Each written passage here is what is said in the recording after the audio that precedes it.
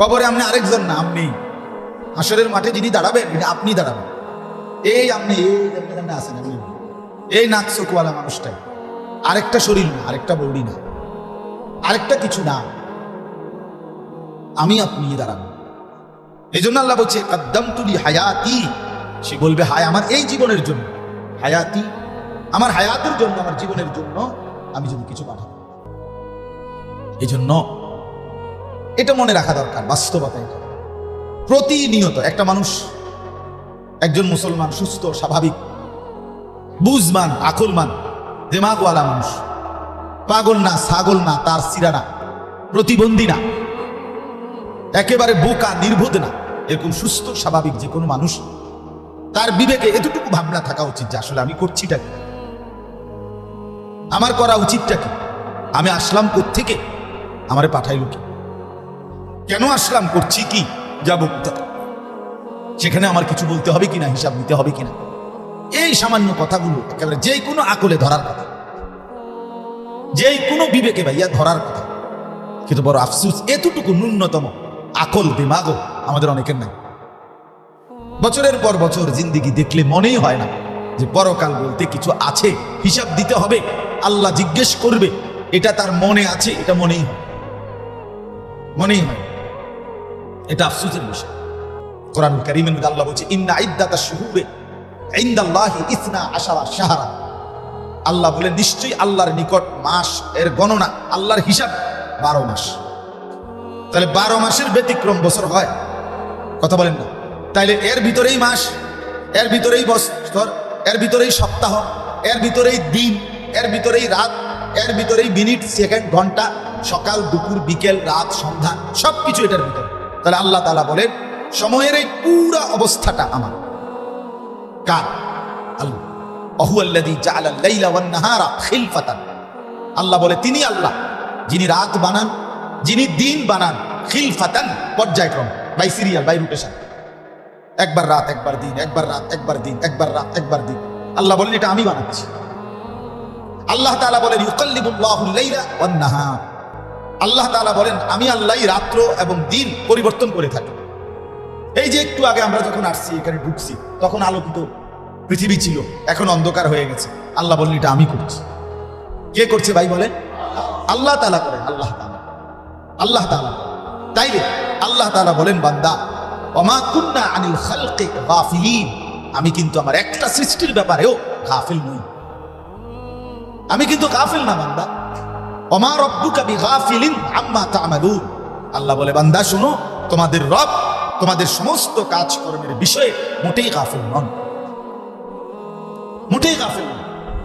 আল্লাহ তাআলা বলছেন আফা হাসিবতুম আন্নামা খালাকনাকুম, ইলিয়াস এনে আসো, এনে আসো।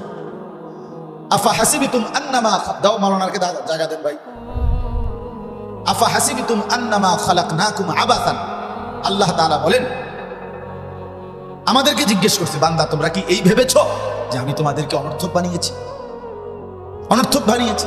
ওয়া আন্নাকুম ইলাইনা লা তুরজাউন, আল্লাহ বলেন আবার জিজ্ঞেস করছে বান্দা তোমরা কি এই ভেবেছো যে তোমাদেরকে কোথাও ফেরত যেতে হবে না? বলেন আপনারা কি মনে করছেন এখানে আমরা যারা বসছি, বলেন আমাদেরকে কোথাও ফিরতে হবে কিনা? বলেন না, বলেন না ভাই, স্বীকৃতি দেন, কোথাও যাইতে হবে কিনা বলেন। আল্লাহ এটা জিজ্ঞেস করছে যে উত্তর দাও বান্দা, তুমি কি এই ভেবেছো যে আমি তোমাকে বেহুদা বানাইছি? তুমি কি এই ভেবেছো যে তোমাকে কোথাও ফিরতে হবে না? ওয়া আন্নাকুম ইলাইনা লা তুরজাউন, তুমি কোথাও ফেরত যাবে না? তাইলে এই রঙে জীবন, এই তামাশাতেই জীবন, এই যৌবন স্থায়ী তোলে। কই তুমি তোমার চোখের সামনে রাত বদলে যায়, দিন হয়, দিন বদলে বিকেল হয়, আলো অন্ধকার হয়, রোদ বৃষ্টি হয়, বৃষ্টি রোদ হয়। তো তোমার সামনে প্রতিনিয়ত পরিবর্তমান সবকিছু, তো তুমি বদলাবে না? তোমার অবস্থা বদলাবে না কেন? কোন যুক্তিতে? আমার চারদিকের দুনিয়ার সবকিছু বদলাচ্ছে প্রতিনিয়ত, আমি বদলাবো না কেন? আমার অবস্থার পরিবর্তন হবে না কেন? তাহলে আল্লাহ তাআলা বলেন তুমি আল্লাহকে গাফিল ভেবো না, আল্লাহকে গাফিল ভেবো, আল্লাহকে গাফিল ভেবো। আল্লাহ তাআলাকে বলছে, আল্লাহ বারবার বলছে তুমি আমারে গাফিল ভেবো। আমি আল্লাহ তাআলা 24 ঘন্টা নজর দিচ্ছি, হিসাব নেব বান্দা। একটা সেকেন্ড, একটা মিনিট, একটা মুহূর্ত, একটা লম্হা, একটা চোখের পলক আমি আল্লাহ তাআলা হিসাব ছাড়া রাখবো। ও আমার ভাই বুঝতে শিখেন, 1 মিনিটের জন্য দুনিয়া ভুলে যান, দিল লাগান। আপনার ইনসাফ আপনার কাছে, আপনার জিন্দেগি আপনার কাছে, আপনার আমানত আপনার কাছে, আপনার হায়াত আপনার কাছে, আমার হায়াত আমার কাছে। যুবক ভাই, তোমাদের কোনোভাবে শেষ পর্যন্ত এটা মনে রাখতে হবে, আমি শুধু আমি শেষ পর্যন্ত। আসলেই ডানে বামে কেউ, আসলেই বাস্তবতা এটাই সত্য, এটাই শেষ কথা। শেষ পর্যন্ত আমি একাই, আমার ডানে বামে কেউ, আমার মৃত্যুতে কেউ সাথে মরে না, আমার অসুস্থতায় কেউ আমার সাথে অসুস্থ হয় না, আমার যদি চোখে ঘুম না আসে এ কারণে কেউ নির্ঘুম থাকে না। আমি আসলেই একাই, আমার ক্ষুধায় আরেকজন ক্ষুধার্ত হয় না, আমার তৃষ্ণায় আরেকজন তৃষ্ণার্ত হয় না। আমি আমি এটাই সত্য, এটাই বাস্তব, শেষ কথা এটাই। সমস্ত কিছু দুনিয়া হবে কিংবা হবে না, কিন্তু আমি থাকবো। চলেই যাব আমরা কবরের দিকে, আমাদেরকে ফিরতেই হবে আমাদের সেই প্রকৃত গন্তব্যের দিকে, আখিরাতের দিকে। মান মাতা ফাকাত কামাত কিয়ামাতুহু। বুজুর্গানি দিন বলেন, যে মৃত্যুবরণ করছে তার তো কিয়ামত শুরুই হয়ে গেছে, আর সে তো আর ফিরবে না। এবার তার পরবর্তী স্টেপে হাসরের মাঠ। ওমিন ওয়ারাইহিম বারযাখুন ইলা ইয়াউমি ইউবআসুন। আল্লাহ কোরআনে বলে, তোমরা মৃতদেরকে আল্লাহ লক্ষ্য করে বলে, তোমরা পুনরায় হাসরের ময়দানে উঠানো পর্যন্ত এই বারজাখ মানে কবরের জিন্দেগিতে পড়ে থাকো। তাইলে আল্লাহ তাআলার কাছে ফিরতে হবে, আমাদেরকে যেতেই হবে, ইচ্ছায় অনিচ্ছায়, আজ কিংবা কাল, জওয়ান কিংবা বুড়ো, ছোট কিংবা বাচ্চা, যেহেতু ফিরতেই হবে। আর আল্লাহ বলছেন, আমি জিজ্ঞেস করব, ছাড়বো না। আমার মিনিট, আমার ঘন্টা, রাত আমার, দিন আমার, সকাল ছিল আমার, দুপুর আমার, আমি তোমারে দিছিলাম, শুধু হায়াত দিছিলাম বান্দা, কিন্তু আমি হিসাব, এক মিনিট একটা সেকেন্ড হিসাবের বাইরে থাকবে না। এই জন্য আমরা প্রত্যেকে নিজের হায়াত, নিজের জিন্দেগি, নিজের বিষয়ে আরেকটু যত্নবান, আরেকটু যত্নবান হওয়া উচিত। নিজেরে নিজে একবার নষ্ট করে দেওয়া, বরবাদ করে দেওয়া কোন যুক্তিতেই এটা বুদ্ধিমানের কাজ হতে পারে। একটা দোয়া নবীর শেখানো, জিজ্ঞাসা করলে উম্মত বলতে পারে।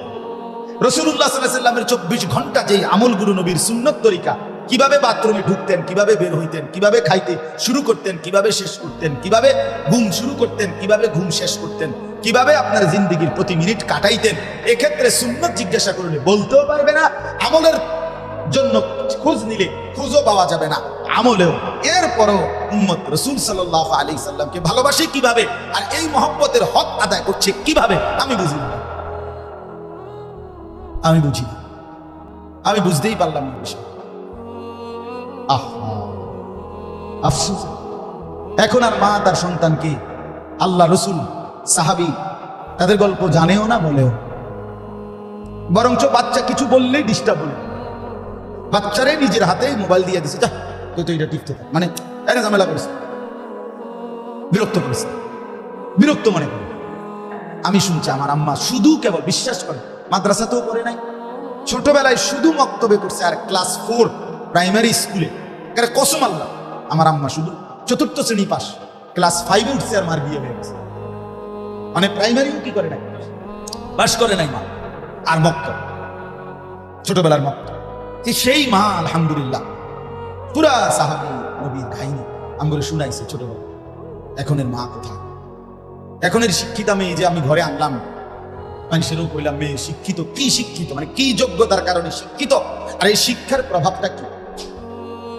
শিক্ষার প্রভাব একটাই, আমনে আর সিএনজি আইনা দংলাই জন্য এbuটির কাছে নম্বর আছে, হাতে ড্রাইভারের নম্বর, অটোওয়ালার নম্বর, আমনে টেনশন করেন না, শুধু টাকার বুঝ দিবেন আমনে, বাকিটা সিএনজি করতে লইব, অটো করতে লইব, মার্কেট কোনানে কোন দোকানে ভালো পাওয়া যায়, কেমনে কোনটা কিনবো, এটা এbuটি শিক্ষিত না, এbuটি কি মূর্খনি, এbuটির কাছে এগিয়ে আছে।